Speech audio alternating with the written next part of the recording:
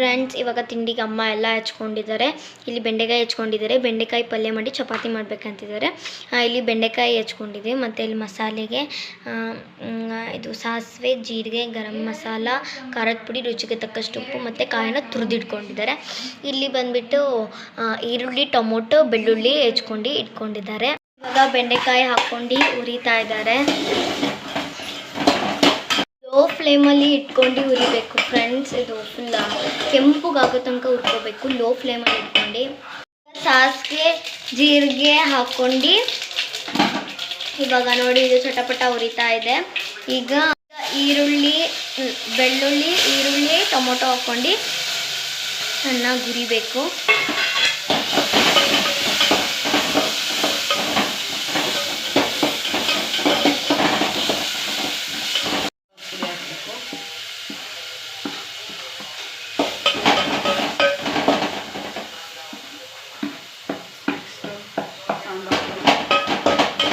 ನೀನು ಮಾತಾಡೋದು ವೇಸ್ಟ್, ಆಮೇಲೆ ವಾಯ್ಸ್ ಕೊಡ್ತೀನಿ ನಾನು.